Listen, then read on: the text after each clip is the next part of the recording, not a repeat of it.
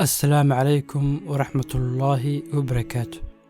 بشي بركسناد رمضان أيا إنه بالله مدون تمال مكدب إلى هاي النبض هنقوى القارسية سيداس درتيد وحان جعلاستينا كهالله شان الرمض أو أن آمين سنهاي إن أي مهم تاي إن لسميه بش رمضان إنتانا بالله من شان تنقضب وحكرا أو أي أنفع الدونان تذكا أي كو أدك تاي إن أي بش بركيسان سيفي عنوغا فايديستان qodobka koowaad ee ay muhiim tahay in la sameeyo intaanay Ramadaan inoo bilaabmin ayaa ah in aad dhamaystirtid maalmihii ku dhaafay Ramadaantii hore.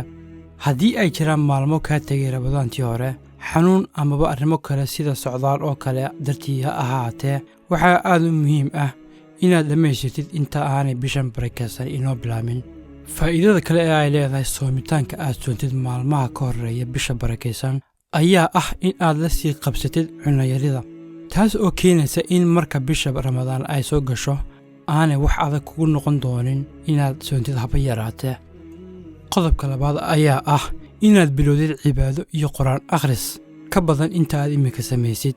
Isku day inaad waqti u samaysid, iskuna day inaad maalintii akhridid ugu yaraan 20 minit ama 20 daqiiqo sida taqaanid, kadibna maalinba maalinta ka sii dambaysa ku sii dar waqti ka yara badan kii maalintii hore. Tusaale haddii aan soo qaadano, haddii aad maanta 15 minit akhridid quraanka, berito waxaad isku dadaa in aad 20 ilaa 25 minit akhridid, maalinta ku xigtana aad 30 minit iyo wax ka badan aad akhridid, kadibna aad sidaa ku sii wadid. Sababta aan qodobkan u soo qaatay ayaa ah in dad badan markay Ramadaantu bilaamato ay qorshaystaan inay 30 juzba ay akhriyaan, laakiin badankoodu aanay dhammayn, arrintaasna aanay kaga rumayn. waxaa laga yaabaa in 5 cisho hore markay akhriyaan 5 juz ay isdhiibaanba. laakiin haddii Ramadaanta ka hor aad bilowdid, waxaad la sii qabsanaysaa akhritaanka quraanka, waxaana kuu fududaanaysa inaad dhamaystirtid 30 juzba inta lagu guda jiro bisha barakeysan. qodobka saddexaad ayaa ah edbinta naftaada. waxaa muhiim ah in aad iska joojisid waxyaabaha aad imika samaysid ee soonkaaga kaa burburin doona. waxyaabahan waxaa ka mid ah beenta, mid yar ha ahaato amaba mid weyne. dhegaysiga heesaha ayaa iyaduna ah arrin aad u baahan tahay inaad iska yarayso maalmaha ka horreeya bisha Ramadaanta. meesha aad heesaha ka dhagaysan jirtay waxaad ku beddeshaa inaad daawatid fiidiyoyo amaba aad akhridid buugaag ku baraya diintaada. iska joojinta arrimahani waxay kuu fududaynaysaa inaanay hababa yaraatee aanay iman inta lagu jiro waajibka bisha Ramadaan. qodobka afraad ayaa ah in aad isku didid inaad cuntid cunto ka yar inta aad caadiyan imka cuntid.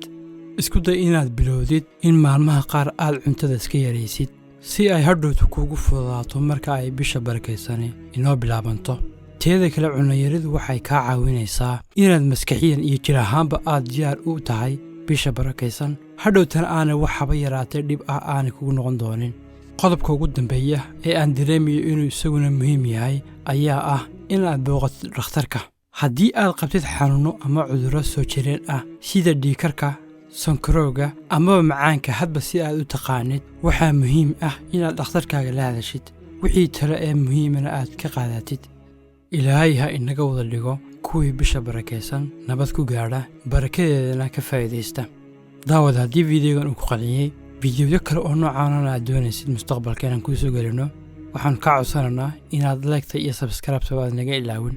wassalaamu calaykum waraxmatullaahi wabarakaatu.